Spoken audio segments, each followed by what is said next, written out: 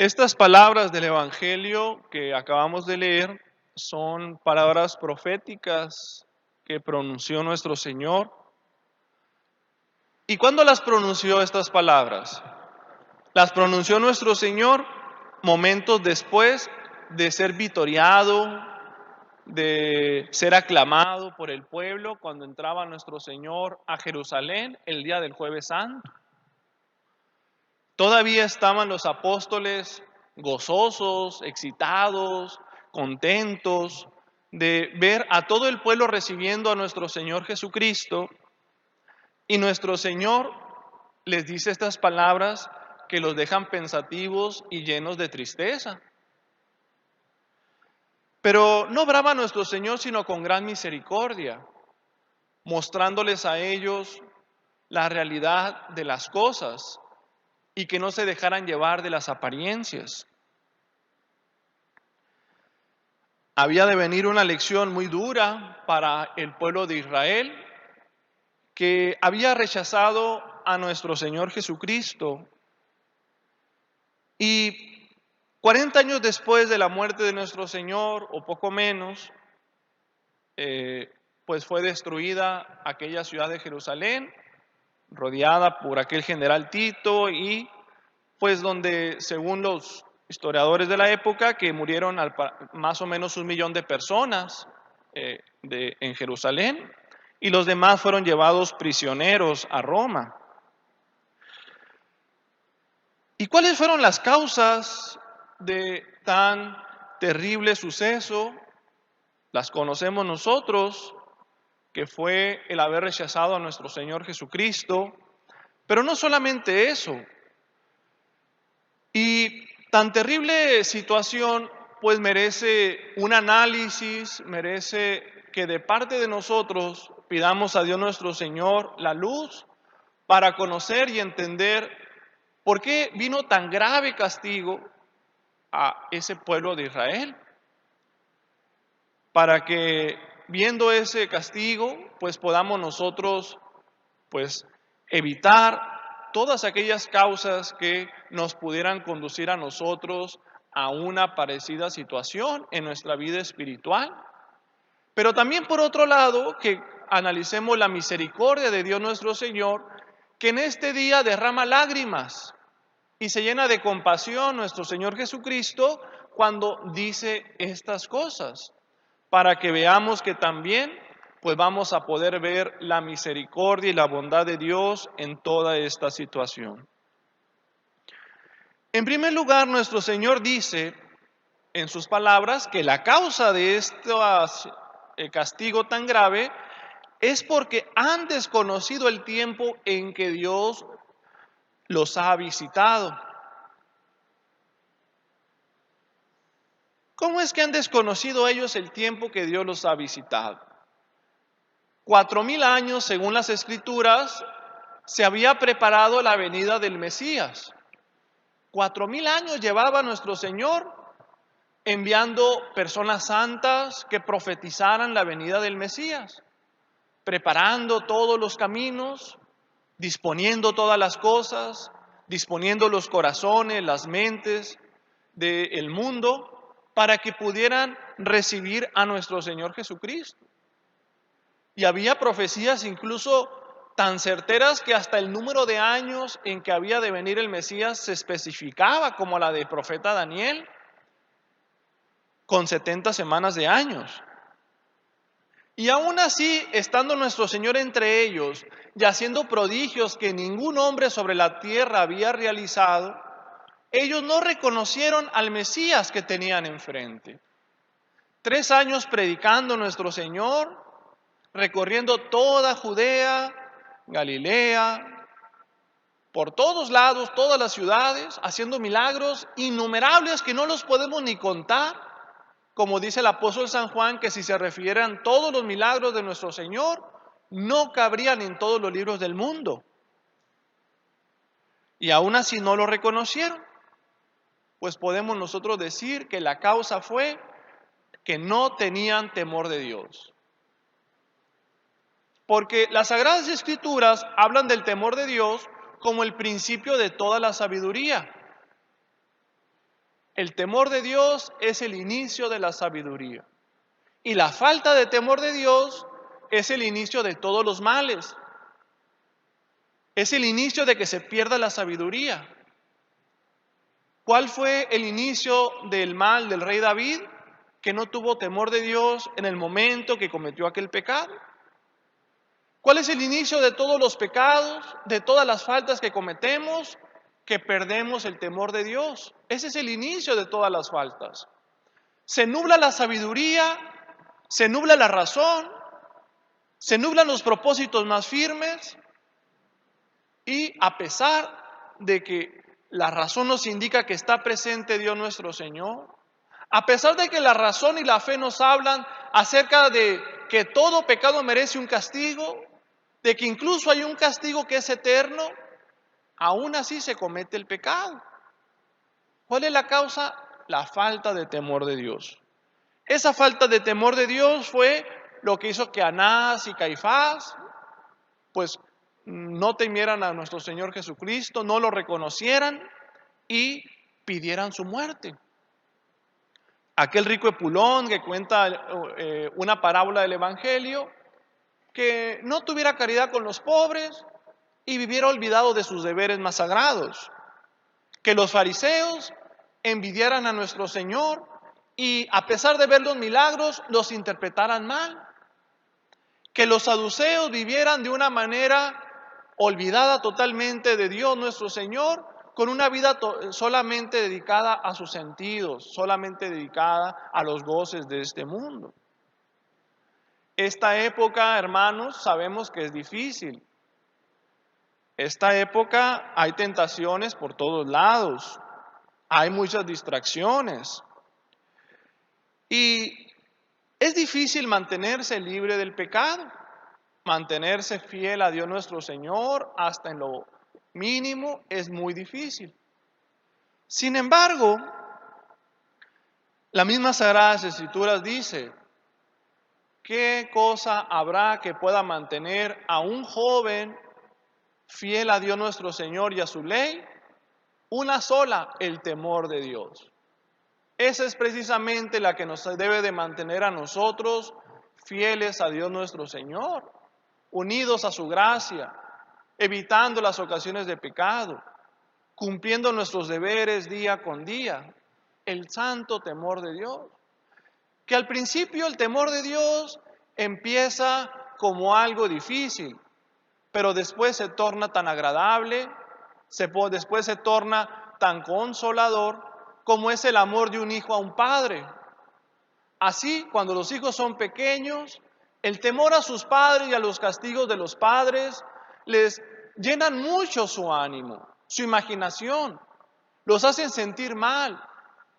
Pero cuando los hijos son grandes, respetan a sus padres de la misma forma, incluso más, pero no por temor a ellos, sino por amor.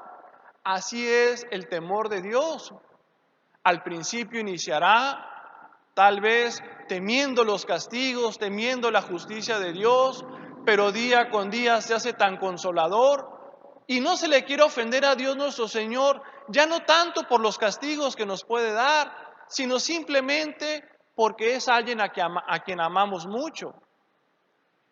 Y eso es el principio de toda buena obra, de toda sabiduría en esta vida.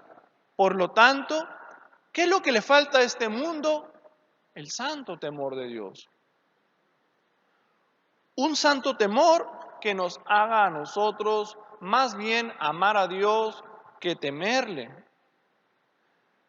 Vemos nosotros hechos en el mundo que nos desconsuelan, que nos hacen a nosotros llorar, nos hacen a nosotros enojarnos, situaciones, injusticias y tantas cosas. Sin embargo, en el temor de Dios vamos a encontrar nosotros la respuesta a todo. Porque Dios nuestro Señor es justo y su justicia nos debe de hacer a nosotros entender que a pesar de que el ser humano pueda obrar mal y hacer injusticias terribles con las demás personas, Sin embargo, siempre hay misericordia de parte de Dios nuestro Señor en todo. No hay desventajas para nadie. Todo está bien medido. Aún lo que humanamente veamos nosotros que son tratados de manera injusta, Dios nuestro Señor lo aprovecha para brindarles una mayor misericordia a esas personas, que incluso con ventaja a otras muchas. Por lo tanto, pues debe de motivarnos y consolarnos a nosotros que Dios nuestro Señor rige este mundo pues con su sabiduría infinita y con justicia, con santa justicia. Y por otro lado, debe de hacer que todas las obras que nosotros realicemos en nuestra vida, en nuestro día a día, pues que también estén infundidas de ese temor de Dios, en cumplir nuestras obligaciones.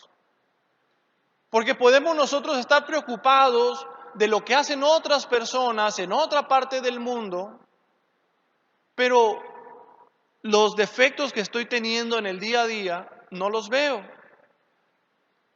Las faltas que desagradan a Dios nuestro Señor en mi carácter, en mis conversaciones, en mis miradas, en mis pensamientos, es algo que debo de ponerle atención a eso. Es algo que me debe de preocupar a mí, es lo que Dios me va a pedir cuentas a mí. No me va a pedir cuentas de las personas que viven en otras partes del mundo, de las situaciones que se dan en otros ámbitos, sino en mi alma, en el día a día. Ahí es donde debo demostrarle a Dios nuestro Señor cómo realmente tengo un santo temor de Dios y cómo me va a llevar a mí a cumplir con todas mis obligaciones. La otra de las causas de tan grande mal las dice nuestro Señor en este Evangelio. Dice nuestro Señor, si conocieses en este día lo que puede atraerte la paz. Los judíos no entendieron que era el bien para ellos. Ellos no entendieron lo que les convenía, qué les iba a dar paz. ¿Qué esperaban de nuestro Señor? ¿Por qué estaban tan decepcionados y tan enojados con Jesucristo los judíos? Porque no les iba a brindar aquel reinado material, aquella liberación del yugo romano y llenarlos de riquezas, de poder, de placeres y de todo lo que ellos en su imaginación deseaban. No los iba a llenar nuestro Señor de eso. Les había hablado que su reino era espiritual y que para llegar a ese reino tenían que ser buenos, tenían que ser amables, tenían que tener caridad, tenían que tener virtudes. Y no les agradó eso. ¿Acaso hubieran encontrado los judíos su verdadera paz librándose del yugo romano? ¿Hubieran sido felices realmente? Muy probablemente no. Seguramente no. Muchas veces las libertades pues vienen a caer en pugnas internas, pugnas de poder, y hubiera sido un desastre tal vez en ellos. Tal vez otra nación los hubiera conquistado por los mismos motivos por los cuales Dios permitió que fueran dominados por el pueblo romano. Muy probablemente hubiera sucedido eso. Pues bien, así llega a suceder en nosotros a veces. Cuando no logramos ver nosotros que nuestro verdadero bien, lo único que nos da paz en esta vida es estar cerca de Dios nuestro Señor. Es la frecuente recepción de sacramentos, es el estar en gracia santificante, no es lo que nuestros deseos tal vez quieren, no es tal vez aquella cosa que tanto ansiamos, no es el salir de esta necesidad material, no es el tener esta salud que no tengo, el tener aquella cosa que no poseo, no es en estar con aquella persona con la que no estoy, no es eso lo que nos va a dar la felicidad a nosotros, sino lo que únicamente nos va a dar la felicidad y la paz verdadera es estar con Dios nuestro Señor, estar en paz con Dios, seguir los mandamientos. Es cumplir nuestros deberes día con día, aceptar la voluntad de Dios, aceptar todo lo que Dios nuestro Señor quiere para nosotros, día con día. Eso es lo que es fuente verdadera de paz, de consuelo para cada uno de nosotros. Por lo tanto, analicemos nosotros si aceptamos totalmente la voluntad de Dios, si estamos conformes con lo que Dios nos da, si estamos nosotros tratando de acercarnos lo suficiente a Dios, tenemos la suficiente oración, tenemos la suficiente acercamiento a los sacramentos, cumplimos nuestros deberes en nuestra casa, con los hijos, con el esposo, con la esposa, los hermanos, con los hijos con sus padres, y cada uno de los deberes que Dios nuestro Señor nos está impuesto. Claro que los deseos pueden ser buenos si son ordenados, si los ponemos bajo la mirada de Dios nuestro Señor y según las expectativas pues que Dios nuestro Señor nos dé y que las circunstancias pues favorablemente se nos presenten. Y por lo tanto pues ahí tenemos nosotros las dos causas que podemos ver en este evangelio que fueron ruina de Jerusalén. Ruina de Jerusalén. En primer lugar, no temer a Dios. Y en segundo lugar, no ver a Dios nuestro Señor como la única fuente de su alegría, sino buscar en los bienes de este mundo, fuera de Dios. Ahí buscaban los judíos la fuente de su alegría y eso fue la ruina de Jerusalén. Y es la ruina de muchas almas en este mundo. ¿Por qué los que son criminales, por qué hacen cosas tan atroces? Porque piensan que con eso van a alcanzar su felicidad, porque ven esos medios como los que le van a proporcionar placer, dinero, y piensan que eso es lo que le va a dar paz. Pero no les da paz a esas personas, no tienen paz consigo mismo, no tienen paz con los demás. ¿Y por qué? Pues hay tantas personas que cometen tantos errores. ¿Por qué hay tantas personas tristes en este mundo? Precisamente porque no buscan la causa de su felicidad donde la deben de buscar.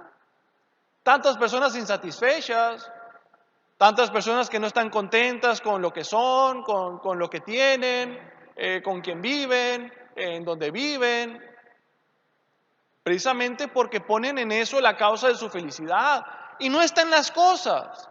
Las cosas son solo pasatiempos en este mundo, son medios en los que nos acomodamos, por decirlo así, para disponernos a servir a Dios, que esa es la verdadera ocupación del ser humano en este mundo, servir a Dios. Y eso es lo que le da felicidad. Que si uno ocupó más cosas o otro ocupó menos, pero a fin de cuentas todos tenemos la misma ocupación, que es servir a Dios nuestro Señor, y el mismo destino, que es verle y gozarle por la eternidad. Por lo tanto, pidámosle, hermanos, a Dios nuestro Señor en este día y a Nuestra Señora la Santísima Virgen que con mucha misericordia nos ilumine sobre nuestro destino, que nos haga a nosotros temer a Dios nuestro Señor, pero también amarle, también confiar en Él, también tener nosotros una expectativa muy grande en Dios nuestro Señor, que nunca nos va a abandonar y que así como le dio oportunidades a Jerusalén, a pesar de que decíamos nosotros, pudiéramos pensar, no las merecía, pero le dio oportunidades, pues muchísimas oportunidades, aún hasta el último momento le hubiera perdonado Dios nuestro Señor.